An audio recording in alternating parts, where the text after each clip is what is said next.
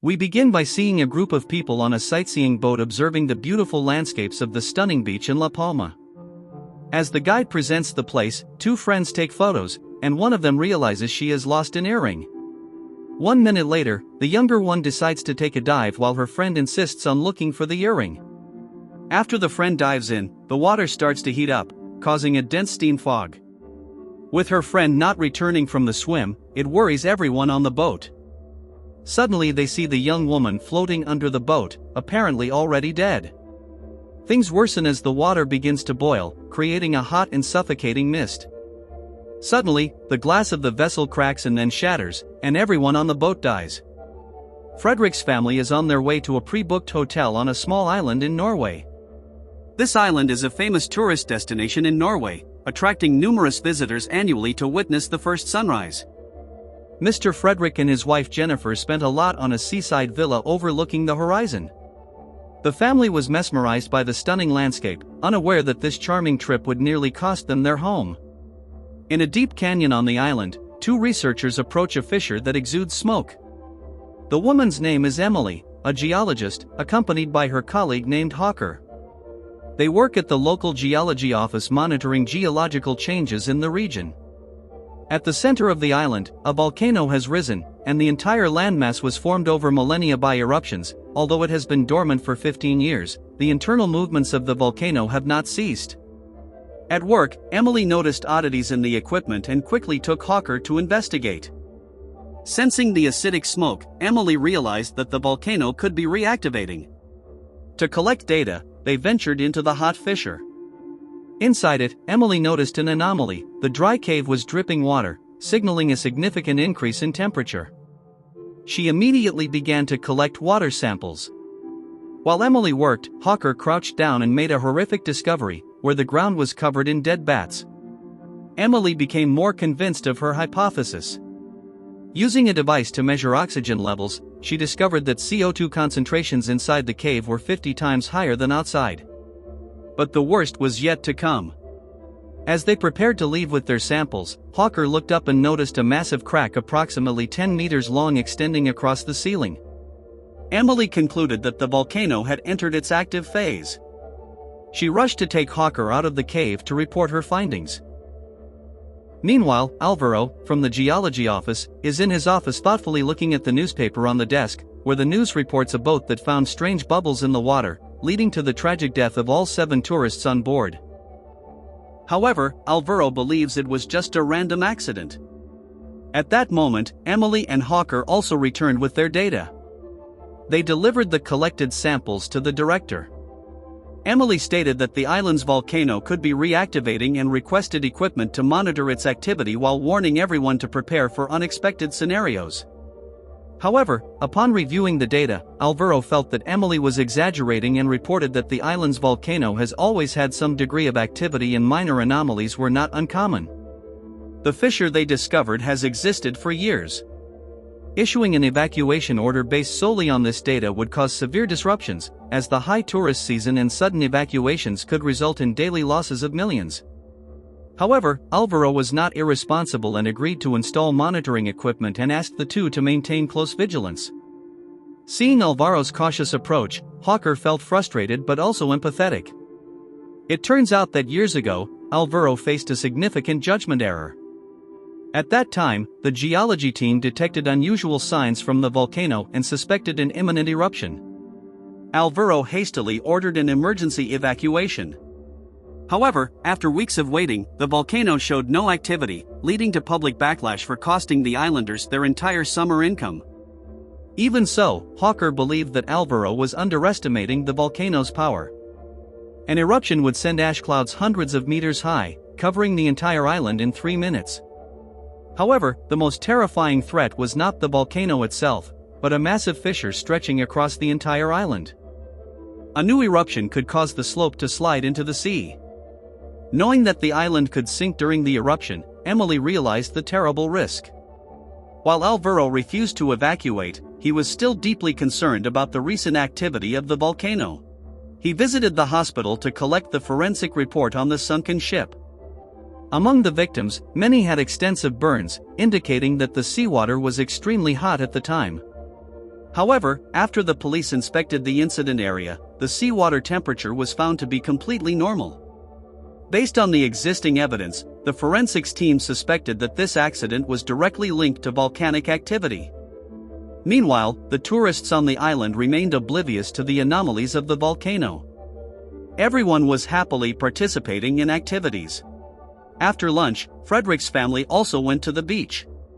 Tobias, Sarah's younger autistic brother, did not like being away from his sister for too long. Looking at the beach where people were playing volleyball, Sarah's eyes filled with longing.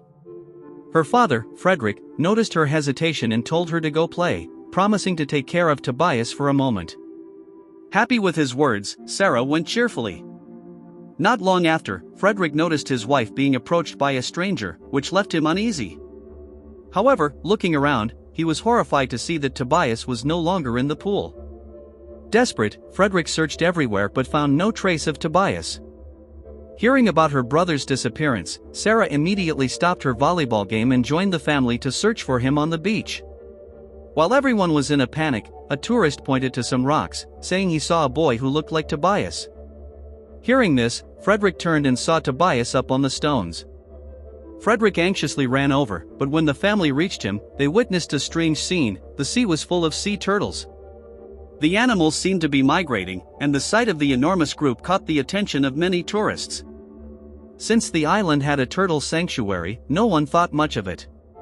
In the geology office, Emily analyzed the collected samples and discovered that the water dripping in the fissure contained few minerals, indicating that it had not seeped from the soil. Instead, the temperature changes in the cave had caused the condensation of water vapor in the air. To collect more data, Emily and Hawker headed to the volcano's crater to install monitoring devices. The machines would issue warnings upon detecting geological changes.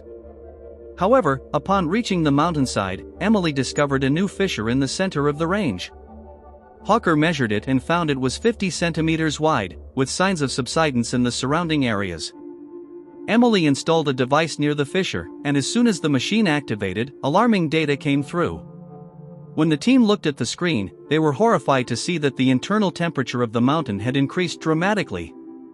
Hearing the commotion, Alvaro rushed to the hall and realized that volcanic activity was increasing. He quickly called Emily, instructing them to leave the site immediately. However, before he could finish, a large white cloud rose from the fissure. Emily realized that the pressure under the volcano was changing rapidly.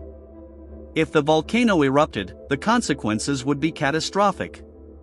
They quickly descended the mountain and, on the way, encountered a group of people heading up. They tried to warn the group to leave, but before they could finish, the white smoke enveloped the entire group. Amid the chaos, Emily ran in the wrong direction and fell down a slope. Fortunately, Hawker didn't abandon her. When Emily woke up in the hospital, her first thought was about the imminent volcanic eruption, and seeing no one, she presumed that Alvaro had already issued an evacuation order. But as she left the room, she realized there was no such order. Emily saw Alvaro sitting on a bench outside her room. It turned out that the volcano had not erupted the previous day. Alvaro analyzed the data and concluded that the white smoke was simply the volcano releasing pressure. Once the internal pressure had decreased to a safe level, he decided not to issue an evacuation order. Hearing his explanation, Emily couldn't contain her frustration.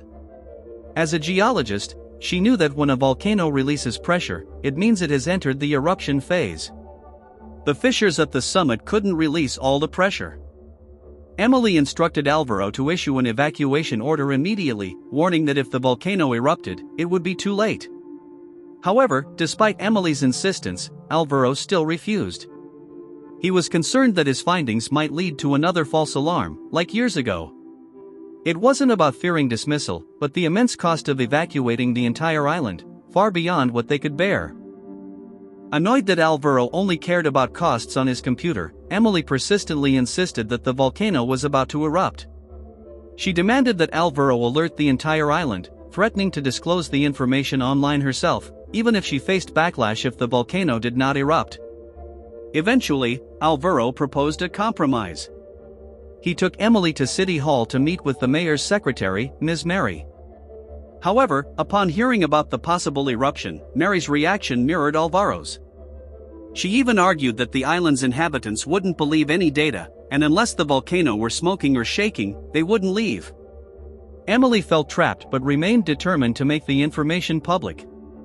After some consideration, Mary proposed a solution, which was to publish the data in the newspaper to alert residents about the possibility of an eruption. They could then monitor the data daily to decide if evacuation would be necessary, preparing the residents and facilitating an evacuation if needed. Although dissatisfied, Emily reluctantly agreed to this plan. Meanwhile, at the beach, Sarah was talking to her new friend named Charlotte. They even planned a volleyball game later. However, when Sarah opened her phone, Charlotte noticed a video on social media of Sarah showing her playing volleyball the previous day, with a very offensive caption. It turned out that a boy from the game had secretly filmed Charlotte because he thought she was pretty. Charlotte misinterpreted it, thinking Sarah was complicit, and left angrily. Confused, Sarah tried to explain, but Charlotte was already gone. Discouraged, Sarah returned to the hotel. Back in her room, Sarah heard her parents arguing about trivial issues. She heard her father, Frederick, dissatisfied with her mother Jennifer's conversation with a stranger the day before. The fight between them grew in intensity, even bringing the children into it. Hearing her father's criticism, Sarah felt even more disheartened. She called her uncle Jack and asked him to book a plane ticket to leave the island. Knowing Sarah was upset, Jack immediately guessed that Jennifer and Frederick were fighting again. He wanted to call Jennifer to check on how she was doing, but couldn't reach her because her phone was on silent mode.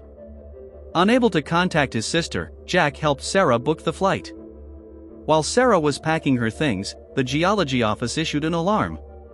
Emily ran to the main hall and witnessed a horrific scene. The pressure under the volcano had spiked dramatically. Emily predicted that the volcano would erupt within a few hours and instructed Alvaro to issue an evacuation order immediately. Realizing the gravity of the situation, Alvaro quickly informed the mayor, who confirmed the danger and ordered the evacuation. However, no one noticed a plane taking off from a runway at the base of the volcano. Learning of the impending eruption, the pilot wanted to abort the takeoff, but since the plane had already left the ground, he tried to speed up to reach a safe altitude before the eruption. However, at that moment, the volcano unexpectedly erupted. A huge black plume obscured visibility, preventing the pilot from changing course. The plane was engulfed in ash, and its engines were damaged, eventually causing the aircraft to crash near the volcano. Meanwhile, Jennifer took her phone to call Sarah and Tobias to prepare them for the evacuation. But when she checked her messages, she saw a text from Jack saying that Sarah had boarded a plane to leave the island. Jennifer and Frederick panicked and drove to the accident site. When they arrived, rescue teams were already there, and many tourists had joined the rescue efforts. Fortunately, the captain managed an emergency landing, saving most passengers. Jennifer searched frantically but could not find Sarah. From the rescue team, they learned that some passengers in the front row were still missing, and Sarah's name was on the list. Devastated, the couple returned to the hotel, preparing to receive their daughter's remains. However, when they arrived at the hotel, they found Sarah sitting on the sofa watching TV with Tobias. In fact, Sarah had boarded the plane, but just before takeoff, she became worried about Tobias and decided to stay. At that moment, Charlotte sent a message apologizing for misinterpreting the video. Relieved to clear her name and concerned about her brother, Sarah decided to go back. Seeing their children safe, Jennifer and Frederick sighed in relief. Later, Sarah meets with Charlotte and explains how her message had inadvertently saved her life. Charlotte was shocked by the story, and the two gradually reconciled. But Frederick's family had no idea that an even greater disaster awaited them. In the geology office, Alvaro had simulated the consequences of the eruption, and the results were grim. The volcano would cover the entire island. Alvaro proposed an evacuation during the night, but the politicians at City Hall hesitated. After the initial eruption, the volcano silenced temporarily, causing them to doubt the accuracy of the simulation and suspecting that pressure had decreased, possibly halting volcanic activity. Despite Emily's attempts to convince them, she failed. Losing her patience, Alvaro ordered the geology team to leave the island immediately. Emily returned home to take her brother with her but discovered that he had been arrested by the police for causing trouble after drinking. Emily tried to explain the urgency of the eruption.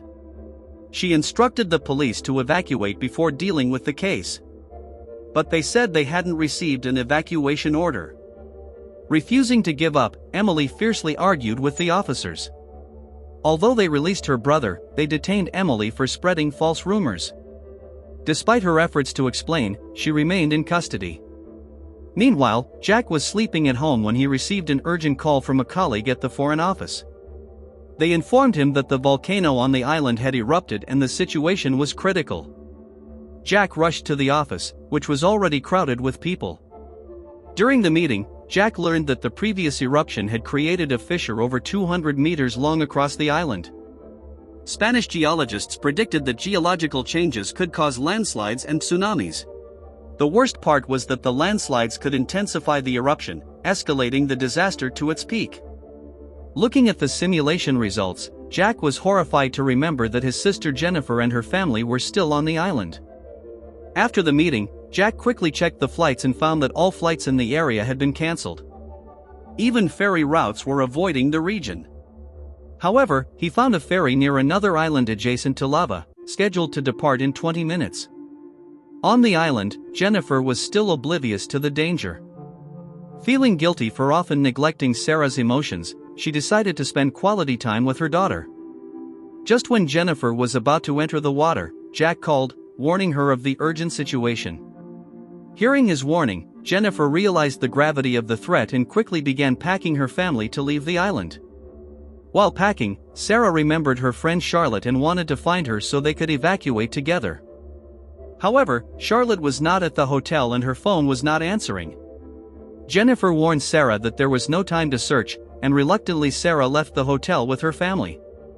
As they reached the hotel entrance, Frederick noticed a small pickup parked nearby, and with the driver occupied, he signaled for the family to get in, then started the vehicle and left before the driver could stop them. After a few minutes on the road, they arrived at the port, where a ferry was about to depart. However, as the family prepared to disembark, Frederick noticed the pickup driver running after them. He told Jennifer to take the children ahead while he stayed to deal with the driver. After resolving the situation and paying compensation, Frederick hurried but arrived too late, and the ferry had already left. Meanwhile, Charlotte, still sitting on the beach, saw a missed call from Sarah. When she called back, Sarah urgently warned her that she needed to leave the island immediately due to the volcanic eruption and the possibility of a tsunami. Before Sarah could finish, the ground suddenly began to shake. Looking at the volcano's crater, they saw dense black smoke rising again. Only then did the tourists realize the danger and rush toward the port. Frederick, who had lost the ferry with his family, met White, whom he had encountered at a bar. With White's help, Frederick managed to board a small boat. Just as the boat was about to leave the dock, a woman carrying a child ran up, pleading to be allowed on board or at least to take her child. Seeing her desperate situation, Frederick decided to give up his spot for them. His sacrifice earned him the admiration of everyone on board. After leaving the port, Frederick tried to gather information about the evacuation efforts but realized that the officials had already fled. With no other options, he called Jennifer, asking her to take good care of the children. Meanwhile, in the geology office, monitoring equipment indicated a sharp increase in volcanic pressure. Alvaro immediately contacted the mayor, requesting an evacuation order. Witnessing the volcano's eruption, the mayor didn't hesitate and immediately issued a warning for the entire island. Eric, hearing the evacuation sirens, rushed to the station to release Emily. At first, the female officer on duty refused to release her, citing a lack of orders. However, when a male officer entered the room announcing that the volcano had erupted, she panicked and ran away. Eric seized the opportunity, grabbed the keys, and unlocked Emily's cell, also freeing another inmate in the next cell. Outside the station, Eric and Emily found Frederick, who had just discovered that there were no more boats at the port. Eric revealed that he had a hidden speedboat on the beach behind the mountain and invited Frederick to join them. Fortunately, the speedboat was well camouflaged, and no one had found it. But as the three prepared to leave, the freed inmate unexpectedly appeared with a gun. Assuming he wanted a spot on the boat, Eric invited him to board, but the man insisted they leave and declared that the boat was his. Eric refused to back down and lunged at the man. During the struggle, the gun accidentally fired, injuring the young man. Emily rushed to Eric, but unfortunately, the wound was fatal. Without hesitation, Frederick attacked the assailant, knocking him down with a rock and drowning him. Moments later, the man's accomplices arrived, but brave Frederick quickly seized the gun and took control of the situation. After securing the boat, Frederick and Emily departed, leaving the island behind. Meanwhile, Jennifer and the children managed to catch the last flight off the island. However, before boarding, Sarah spotted Charlotte in the crowd. She told her mother and brother to board first while she went back to get Charlotte. Since Charlotte hadn't bought a ticket, she couldn't board. Sarah gave Charlotte her father's boarding pass so she could leave, but as soon as the plane was about to take off, Jennifer realized that Sarah had not boarded. Worried about her daughter, Jennifer decided to go down with Tobias to find her. Unbeknownst to Jennifer, Sarah and Charlotte managed to board just before the doors closed, leaving Jennifer and Tobias stranded on the island. Alvaro from the geology office and Hawker, who decided to stay with his friend, headed toward the volcano's crater to watch the molten lava bubble and overflow. Alvaro lamented not having acted with more determination, which left many unable to evacuate. However, it was too late for regrets.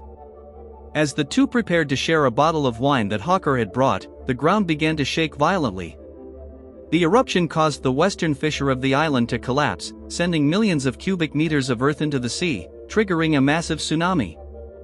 Emily and Frederick looked toward the horizon where the giant wave was coming from, realizing they had a maximum of 20 minutes until the tsunami would arrive. On board the plane, Sarah called Jennifer to inform her that she was safe. Relieved to hear that her daughter was okay, Jennifer was devastated for having missed the flight. At that moment, the news of the tsunami arrived. Jennifer and Tobias had no choice but to seek shelter. A government message arrived on their phones, providing coordinates for a safe zone on the opposite side of the island. A geologist had calculated that the terrain and structure of the island would protect this area from the tsunami, creating a temporary refuge.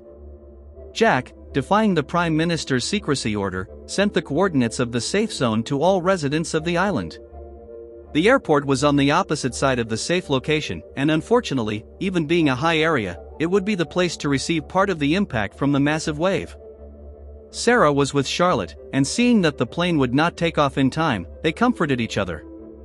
It wasn't long before the wave reached them. Immediately, people began to crowd into the designated area. Frederick received the same message.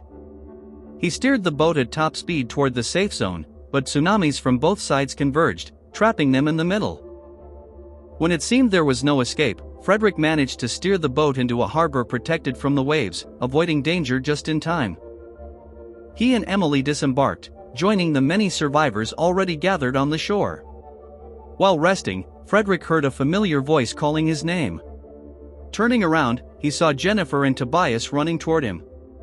Finally, the family was reunited. Meanwhile, at the airport, Sarah regained consciousness after fainting. Although the plane had left the runway, it did not explode. Sarah and her friend emerged with only minor injuries, though dazed by the devastation surrounding them. Hours later, rescue teams arrived and transported survivors to the safe zone. Among the crowd, Sarah spotted her parents, and after the whole family reunited, they embraced each other, grateful for having survived the catastrophe in such a terrifying experience.